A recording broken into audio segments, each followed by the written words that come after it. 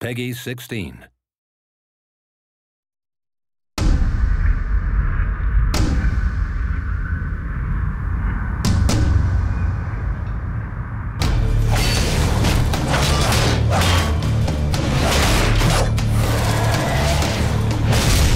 Our original vision for Darksiders was pretty grand, and we weren't able to execute on that fully in Darksiders 1, but Darksiders 2, a lot of the stuff we really wanted to have in there, like loot, like skill trees, leveling up, a big world that you could explore at your leisure, getting new abilities that allow you to then see more of that world. We get to do a lot of that in Darksiders 2, and we're really excited about it.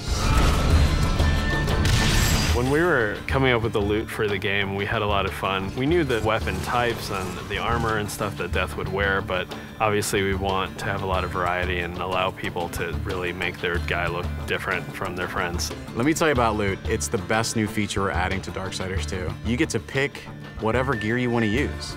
Do you want to use a heavy axe? Do you want to use a faster set of claws? Do you prefer extra fire damage? Do you want added strength? Do you want added stamina? There's got to be thousands of pieces of loot. I mean, not only is there a bunch of visual combinations, there's a bunch of statistical combinations. Of course, you're going to find just common stuff, and then you're going to start to find some that have magical properties. You're going to get some that really are loaded up with stats, and eventually, our top-tier loot is called possessed weapons, and those are going to be a lot of fun because they stay with you, and you're actually able to take items that you found, and you can feed those items into the possessed weapon to increase their power. Essentially, the possessed weapons level up with you based on how often you feed them with the loot that you don't want anymore. And I think it's that tier of loot that we're introducing that's going to be the most exciting. In Darksiders 2, we've got a skill tree. There are two major sides. You've got the Necromancer side and the Harbinger side. The Harbinger is more warrior-based, melee, in-your-face, hand-to-hand combat, weapon-based combat. Necromancer is your spellcaster. Your big nukes, fire, arcane, lightning, all that cool stuff. There's certainly not a chance to just stand in one place in Darksiders 2. The characters are more aggressive in this game. They're kind of up on top of you very quickly. So one, you have to think a lot quicker than you did on the first one.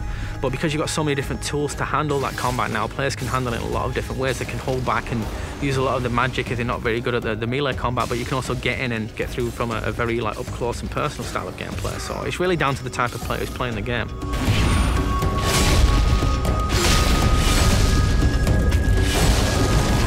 It's absolutely worth playing the game for the second time. We hold back some of our really high-end, powerful loot items for the second read-through.